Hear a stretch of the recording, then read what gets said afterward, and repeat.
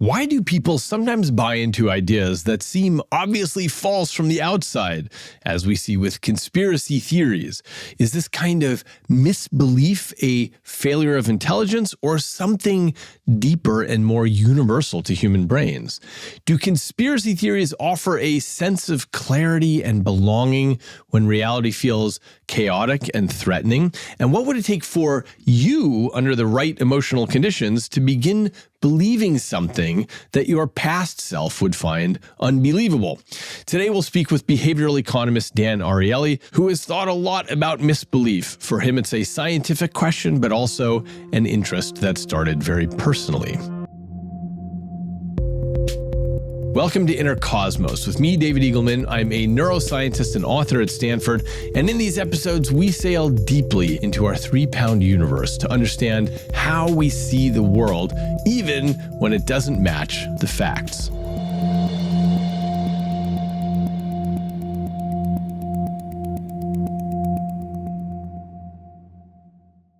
Today, we're diving into one of the most perplexing phenomena about the mind. When we think about brains or computers, we think about how to gather facts about the world and put them together into a model. So one of the most interesting problems in brain science is that of misbelief.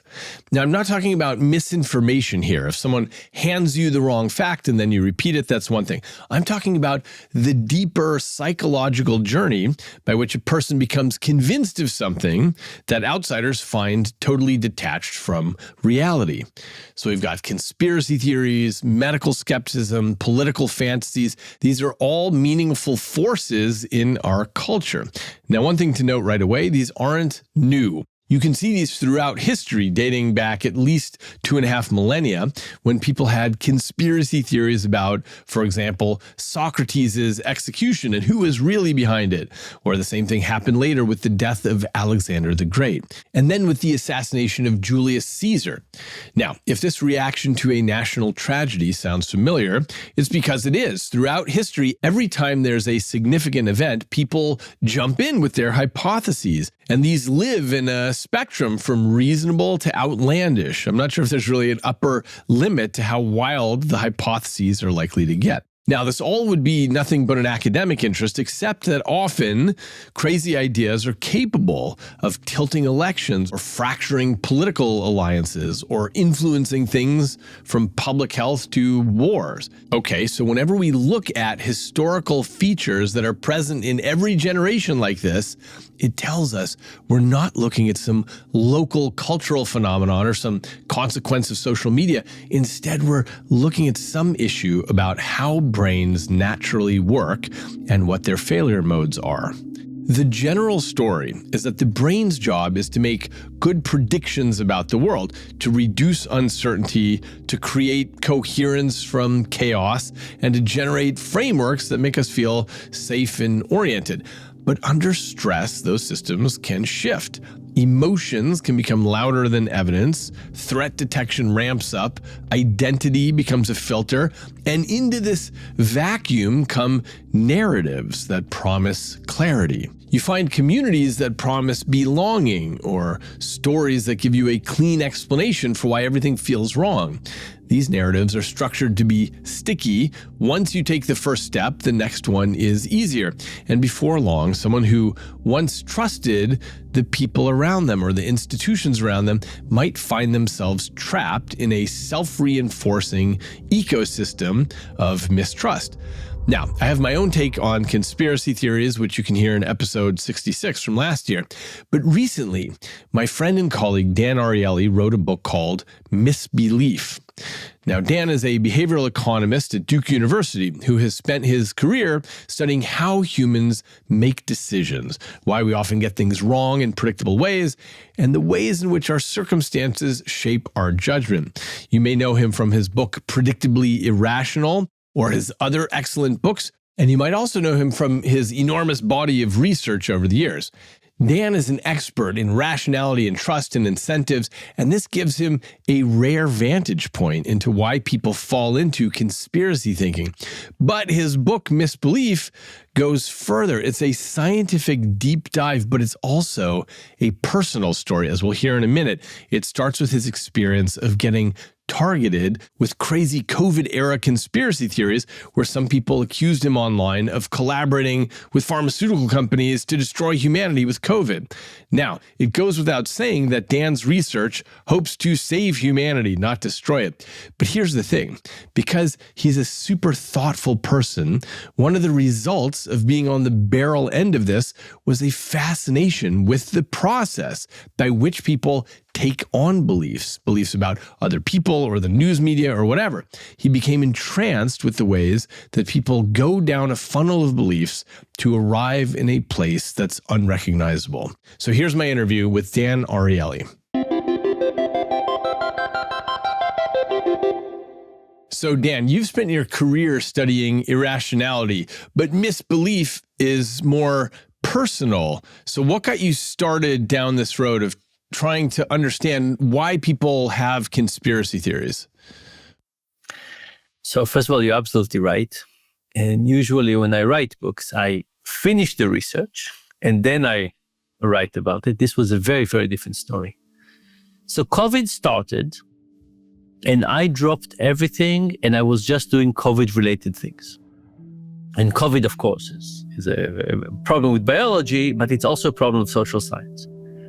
Domestic violence increased by about 900%. What do you do with remote work? What do you do with kids studying remotely? What do you do with furlough, with firing people? What do you do with government subsidies? Lots and lots of big questions. Do you give people fines for not putting masks and so on? And I dropped everything and I just did COVID. And I was just trying to do research, trying to understand, trying to give advice, whatever I could. And about 5 months into it, I get an email from a woman I once helped with the presentation she was doing for her company. And she said, Dan, what's wrong with you? What happened? How did you become that person? I don't think very much about this email. We get lots of emails. I send back, what do you mean? And I get back an email with lists of links that tell me that I'm an awful person. For example, there was one link that showed a video of me in the burn department saying that I was burned when I was 18, true. 70% of my body, true. Almost 3 years in hospital, true. But then the video went to say that because of that, I started hating healthy people. And that's why I joined the cabal to try and kill as many people possible, first with COVID and then with the vaccine. There was no vaccine yet. There were videos of me in Nazi uniform, concentration camp. Like the amount of things were incredible. And my first reaction was to set them straight. Like, this must be some misunderstanding. How can that be? I wake up every day trying to do the best I can for the world with this very, very difficult pandemic. And these people think I'm evil. Like, how can that be? But I thought better of it. And I said, let me call 2 PR experts and ask them, what would they do? People are experts in this. And they said, don't touch it. And I was very proud that I called them, but I couldn't follow their advice. Imagine somebody came to you and said, David, I know that you're just an awful person and here's all the things you've done. It's like feels... Anyway, I spent a month trying to convince people. It was awful. It was awful because I showed people my calendar. People I thought I had a contract with Pfizer. I said, look, I'll show you my tax returns. It was incredible. These people were so convinced. Anyway, I spent a month trying to convince them and I failed. Terribly failed, but in the meantime, the anger against me increased further and I started getting death threats. And then I said, okay, I'm not convincing anybody. Let me stop that. But I truly think that there's a big topic here that I need to understand. I'm a social scientist for a reason. And, there's something people say, okay, I believe the earth is flat. You say, okay, but when somebody comes to you and say, I know something about you, and you say, no, I don't have a contract with Pfizer. How can you say that I have one? I had to study this. So the next 2 years I spent, I started by talking to the same people who were my accusers. And I called them up and I said, look, forget about me. I want to understand your journey.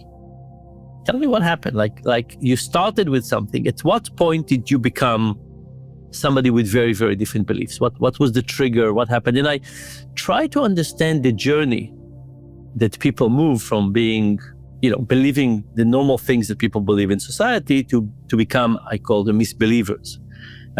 People who view the world, not just believe in something that is not correct, but view the world from that lens. Because the people who believed that did not just believe that there was a cabal and so on. They looked at everything through that lens. And psychologically, I divided into 4 parts: emotion, stress, cognition, personality, and social. And the stress part is the first thing, where you ask yourself, why would somebody wake up in the morning? And they have a choice. They can believe in a benevolent God that is taking care of us and helps us, and you don't need to worry, and everything has a purpose, versus believing that there's a cabal. There's a hugely powerful group of people who are trying to hurt them, poison them, getting their kids not to have kids so they don't have grandchildren, trying to all kinds of control. Why would somebody want to believe that? It is a very, very strange set of belief. And what I found is that stress is the answer. So that when people are saying, I don't understand the world, I thought things were supposed to go this way, why am I hurting? Why am I hurting more than other people? Why am I not getting my share? All kinds of things like that. We want an answer. And the answer better has a villain and a story. And I'll give you my 2 favorite studies of this. One is a very old study in anthropology where they looked at tribes, and they look at tribes that fish in the ocean versus tribes that fish in lakes. And of course, the tribe that fish in the lake have much more predictable life. The lake is basically the same every day. The ocean has huge fluctuation. Which tribes have more superstitions? The ocean. Why? Because it gives you a feeling of control. Or I'll give you another example. These studies about white noise, not hearing, but sight. So you have a picture with black and white dots randomly organized. Like an old television screen. And you show them one, you say, do you see an image? And people say yes or no, yes or no.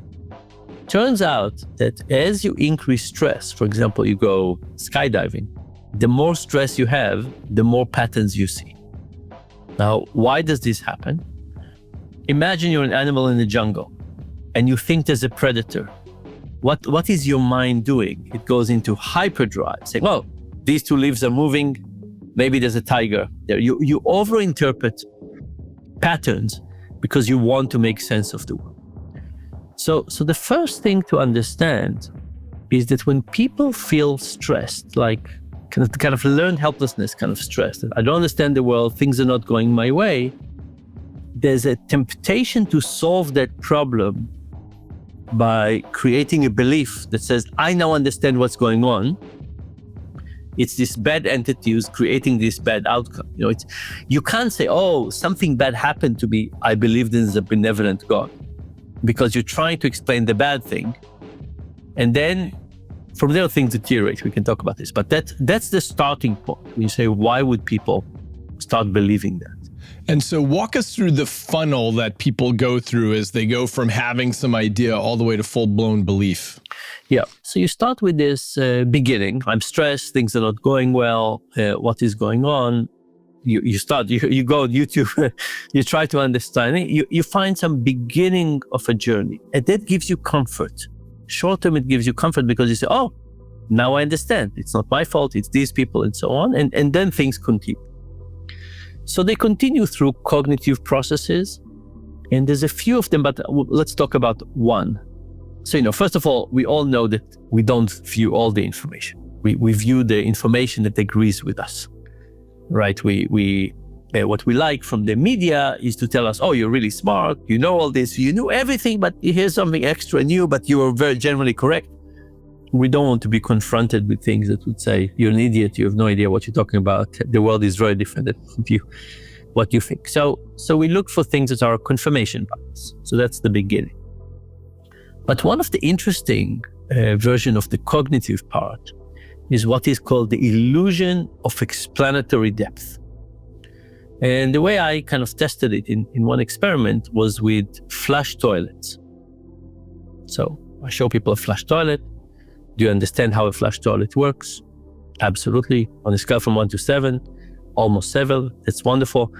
Here are all the pieces for a perfectly brand new flush toilet. Please assemble it. What do you think is the percentage of people who manage to assemble it? 0.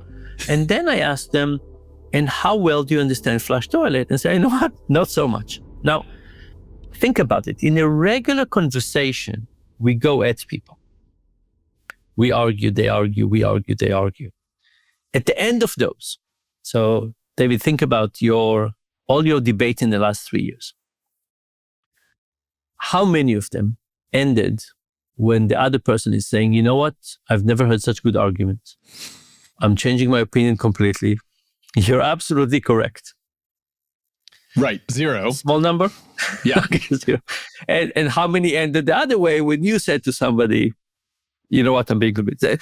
It's a really interesting thing because when we discuss things with people, the mechanism is that we counter-argue. When we say things, and when they see things, we already counter-argue. I think we've kind of, I don't know if it was always the case like this, but we're not working toward joint new understanding. We're really kind of protecting our position. And what the illusion of explanatory depth says is, don't worry about the facts initially, worry about overconfidence. So with the flush toilet, don't worry about the facts, worry about crush people's overconfidence first, and then we can talk later. So the strategy is to say people are resisting facts because of their overconfidence. And what we need to do for persuasion is to first think about the overconfidence. So a lot of listeners are probably familiar with the Dunning-Kruger effect, which is the less you know about a topic, the more confident you are that you know it. It's not the less, it's a function where it's like when you know something, you're the most dangerous. It's when you know nothing, you know nothing. When you know a lot, you know a lot. The danger, the Dunning-Kruger effect, is when you know a little. Like the metaphor is like first year undergrad. You finish the introductory to biology textbook, you say, okay, I know biology. Yes, exactly.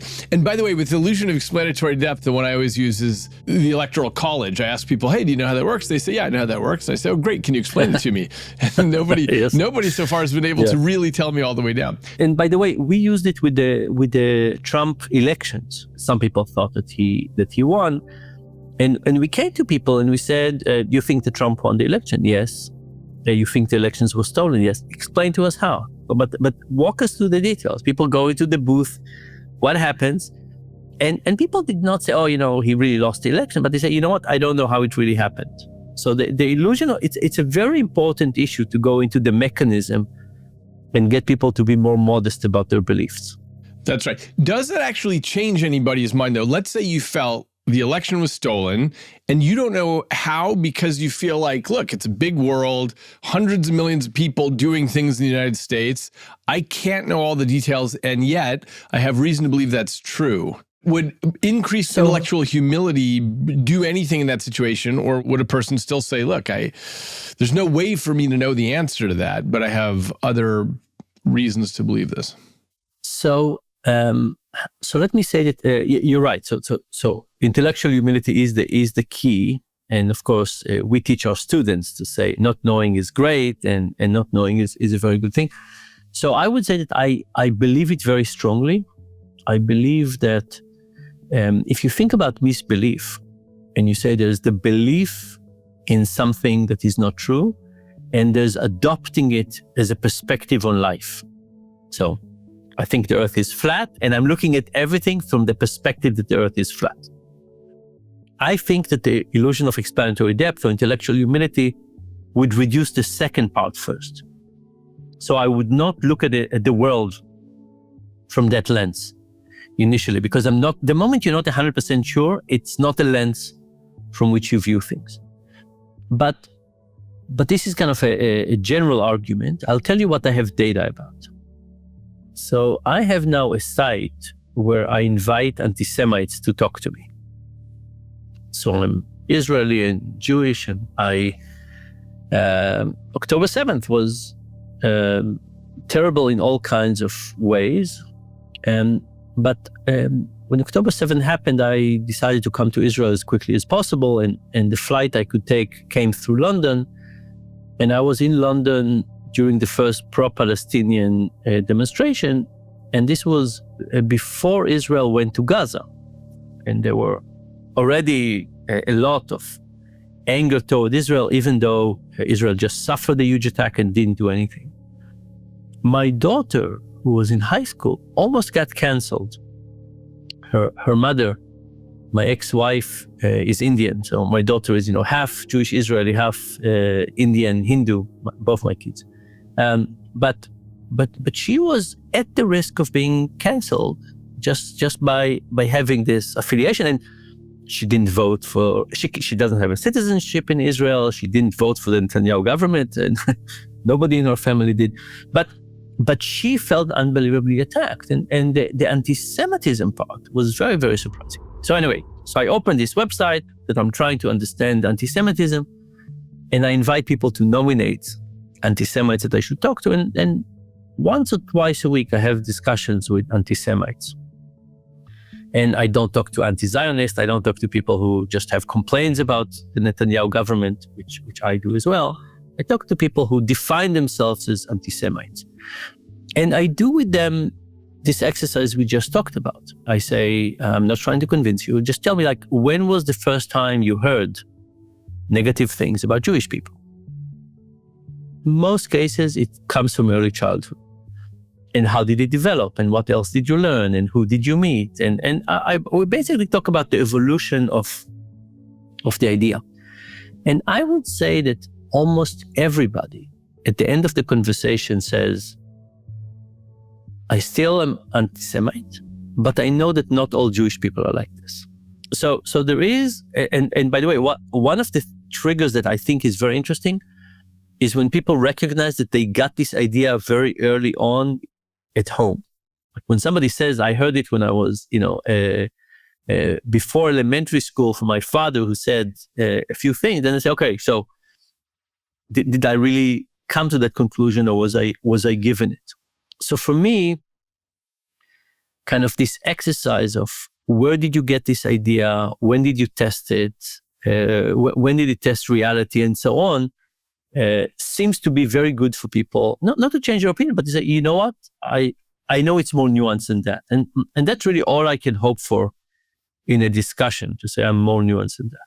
Okay, so many people imagine that conspiracy theorists are uneducated, but in fact, your research shows they can be perfectly smart people. So what's your take on that? Yeah.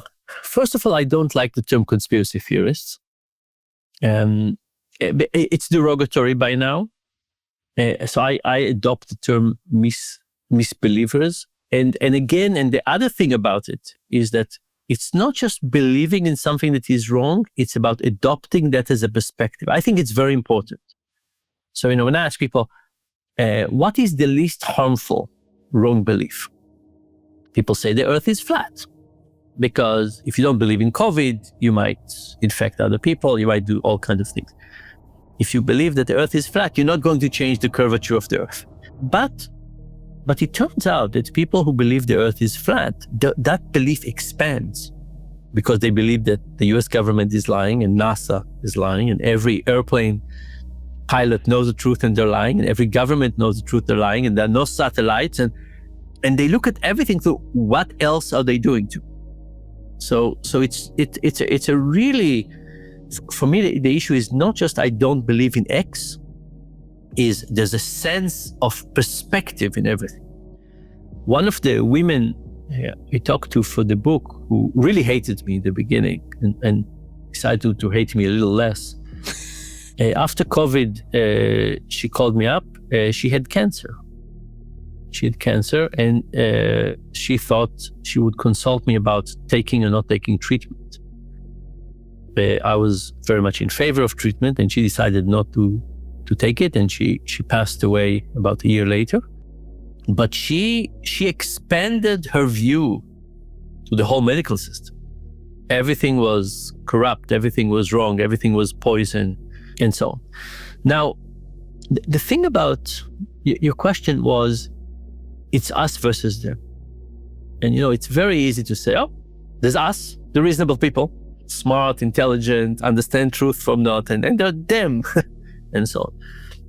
But the reality is that we have not had the stress that some of them had. We had not had the initial conditions for it. And we can't judge what would have happened to us. Like what? Like what sort of initial conditions? So somebody who lost their job when other people don't. Some people who had a terrible personal tragedy, and they say, why me? Some people who invest in the market like they were supposed to, and the stock goes down and they lose a lot of things. So when you think about this initial condition of what gets people to start looking at something else, so almost everybody has in their close circle somebody that 5 years ago, 10 years ago, you would say, me and this other person understand the world in the same way. And now they look at that person and say, I just don't understand how we do this. Now, go back to that person. When they started their journey, most likely there was some stressful event that the person wanted to deflect blame. And then they start the journey. And the journey also has a lot of randomness. What do you encounter on YouTube? Who do you talk to? So, let's say you're in your workplace and there's lots of people you respect and they have different opinions. You have to be exposed to very different opinions. Move to COVID, you're home. You don't talk about chit chat. You don't talk about other things. Everything you talk at work is just over Zoom about the work. You don't get exposed to other people. You join social media. You meet only people. Okay, now we're moving to the last part. The part that consolidates those beliefs, and that's very important whether you move there or not, is the part in which you leave your friends and you join a different group. The social aspect to it. The social aspect. Very hard to, if you get into that part, very hard to escape. So you feel ostracized from your friends. You go into another group that accepts you. Then you become more extreme, and then things move from there. And by the time, like if you think about the range of opinions, it kind of keeps intellectual humility. Okay, I think this, but you think this, and I respect you, so I'm not going to be 100% sure. The moment you moved into a group that just has that and uses extreme opinions as signaling, now it becomes very, very tough. Very, very tough. So I would say if you have somebody in your life that is a misbeliever, what you really want to do is stop them early before they change their social circle to include just people who believe those things. There's one very interesting element in all of this called Shibboleth.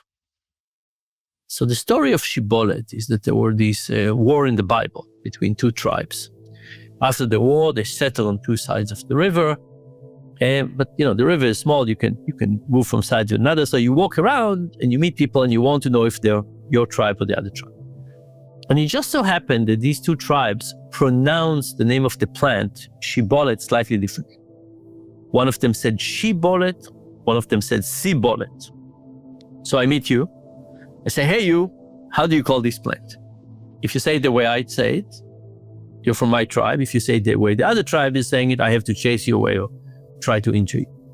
And we now use this term, Shibboleth, for a discussion that looks like it's about the facts, but it's really about identity. Because when I show you the plant and I ask you, what's the name of this plant? Do I care about the name of the plant? No. Now, think about how much of the discussion in our world are Shibboleth, are really like President Trump in the election saying the immigrants are eating cats and dogs. Is it a statement that he's indicating as truth, or as Shibboleth, saying, look at my identity. I'm willing to say such extreme things against immigrants as a signaling for my identity. So the social element, especially in social media, and especially you want to be seen above the fold, basically creates this pressure to become more and more extreme in what you say. And it's a very confusing kind of discussion. Imagine you look today at the news and you try to figure out what people are saying that is real and what people are saying that is Shibboleth, that is just signaling. From the river to the sea. Yeah. I mean, do the people who say from the river to the sea really mean let's kill everybody in Israel? I don't think so. Some people do, but I think for most people, it's not a statement that is real. By the way, the same thing is true. Lots of Israelis are saying statements that are Shibboleth and are not taken like this. So, but the thing about Shibboleth is that once you get into that speech, it is very confusing, and it's also getting things to go into a downward spiral of what was outrageous a year ago, and next year you might need something very new. So that's kind of the funnel. Starts with stress, cognition, some personality we didn't touch on, and then the social element is kind of what seals the deal. And maybe the last thing to say about all of this is that for me, the whole thing is that it kills trust. Imagine that was COVID-26. January, we're going to get new COVID. How prepared are we for that? And I think we're less prepared for that. Why? And because we can't work together. Everything is political. There's so many things. COVID is an example, but there's so many things that we have to work together. Like imagine 10 years ago, they asked us, what are the big problems of the world? And we would say poverty, we would say a list of things. I think now misinformation and polarization is at the top.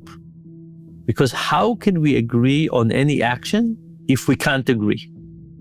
We have to get a shared understanding, shared caring, seeing each other with mutual interest moving forward, and we don't have any of those.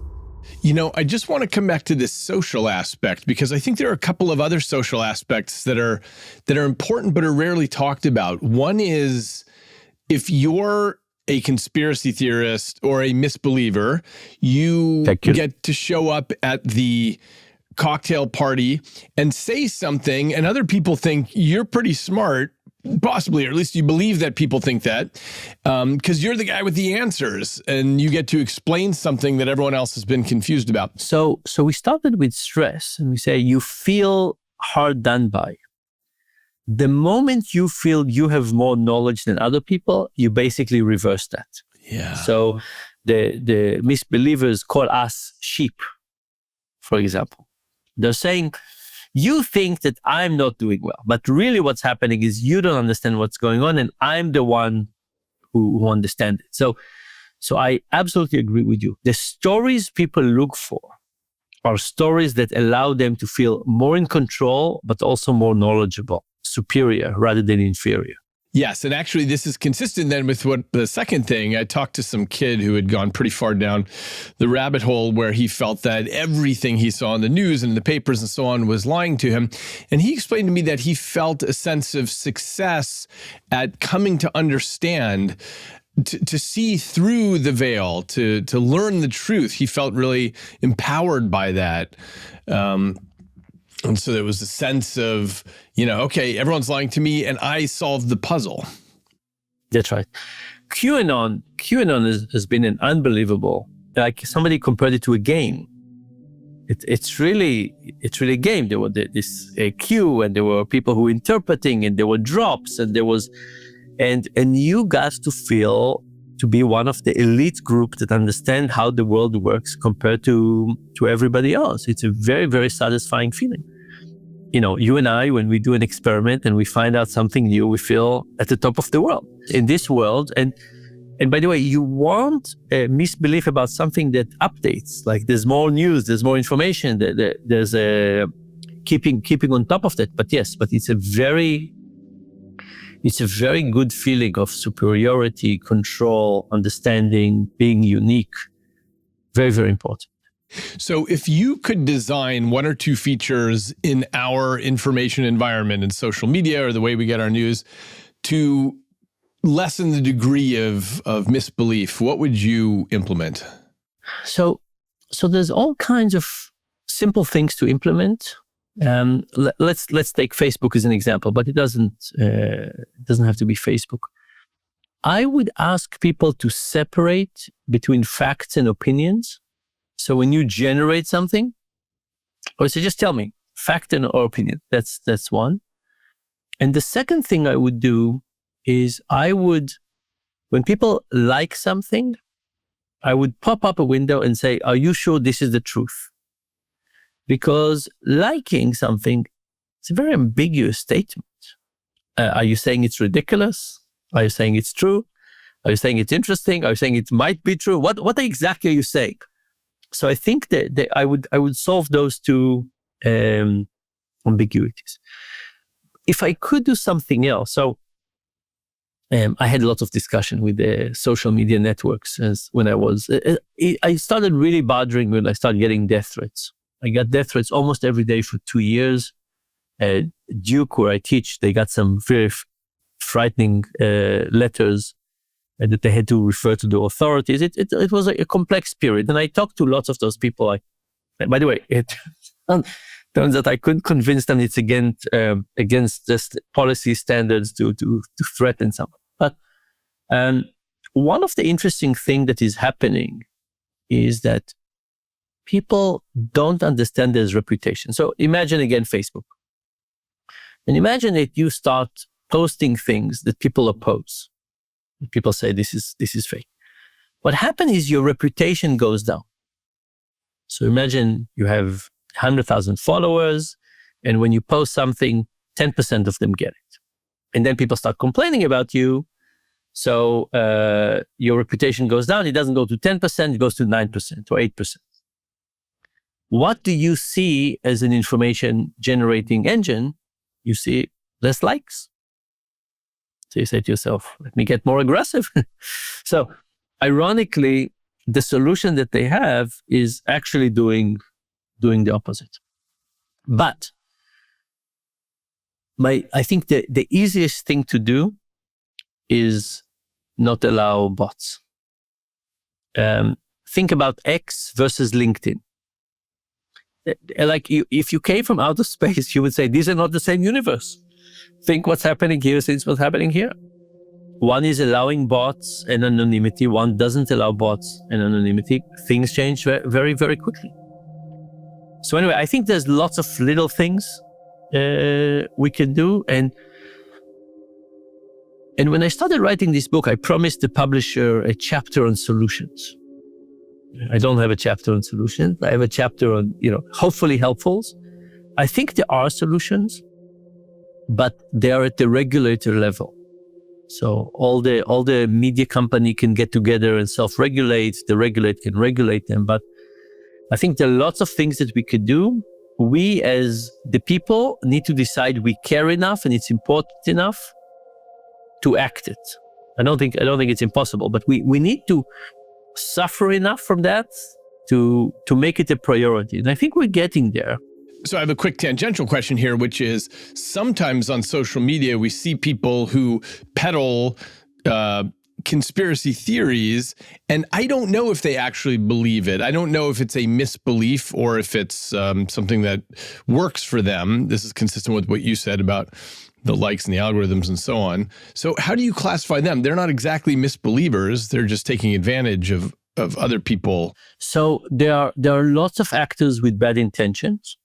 So there are states that are meddling in our life. And there are bad actors that do things either financially or for a social reason.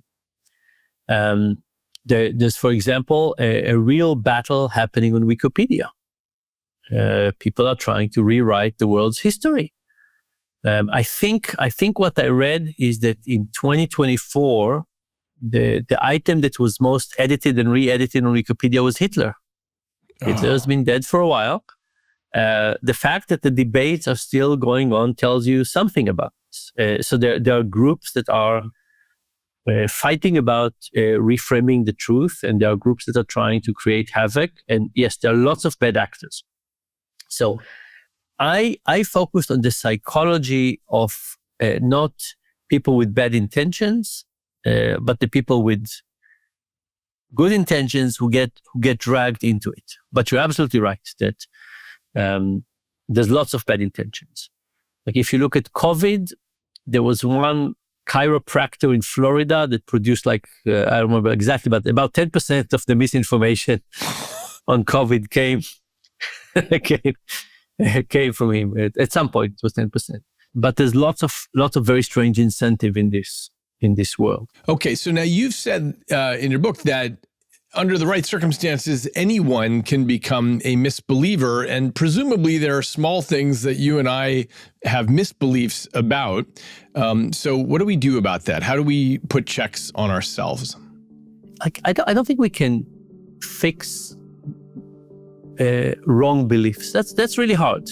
We need to trust lots of things. I ask my friends usually, I said, what do you believe in global warming? All of my friends, I believe it's a real problem. And then I say, what have you read? And they said the UN report. And I said, did you really read the UN report? And they said the summary. And there's a lot of our beliefs that are based on trust, are based on partial information, and there's just too much to know. There's too much to know. I don't think we can fix that. I think the real key is intellectual humility.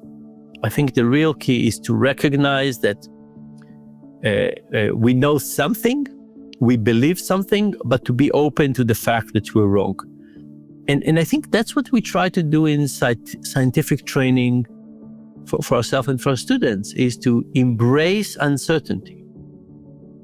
So if you ask me what to do for ourselves and what I would do, like if I could include a new course at university or high school, it wouldn't be media literacy, because that I think changes too quickly.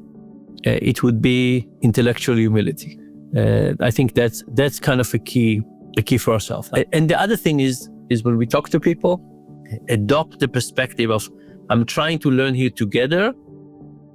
What's the point of fighting? Like, it doesn't work. Like, it's an unbelievable thing, right? People have zero success rate. That's what you want to spend your time on, something that has zero success rate. It's unbelievable. So I think figuring out discussions of how to get to a new shared understanding and intellectual humility are tightly linked, and that's what we need to do for ourselves.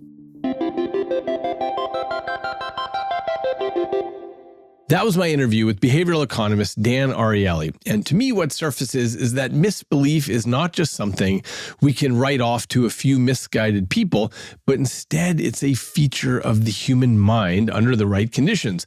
Our brains are prediction engines, and they're constantly trying to weave data into a coherent picture of the world. And they usually do a reasonable job. But that same machinery can lead us astray when stress rises, or when trust erodes, or when someone does something mean to us, or when our social circles shift. In these moments, the brain reaches for the explanations that are comforting and coherent enough, and ones that feel like they restore agency. It's of course tempting to imagine that we are immune. In other words, that misbelief is something that happens to other people. But with enough pressure or uncertainty or emotional vulnerability, presumably every one of us has the cognitive ingredients to slide into narratives that distort reality. And understanding how this all happens matters for our communities, for our scientific institutions, for keeping a healthy democracy, because when misbelief takes root, it can reduce trust and create entire parallel worlds of meaning. So the challenge is not to correct bad facts, because that's often a fool's errand. What we should be doing is always working to understand the emotional terrain beneath the stories. If we approach misbelief with humility and understanding, we can do better, not only at helping others, but at recognizing the subtle ways that our own beliefs are shaped by our communities, our identities, and our emotions. Go to eagleman.com/podcast for more information and to find further reading. Join the weekly discussions on my Substack, and check out and subscribe to Inner Cosmos on YouTube for videos of each episode and to leave comments. Until next time, I'm David Eagleman, and this is Inner Cosmos.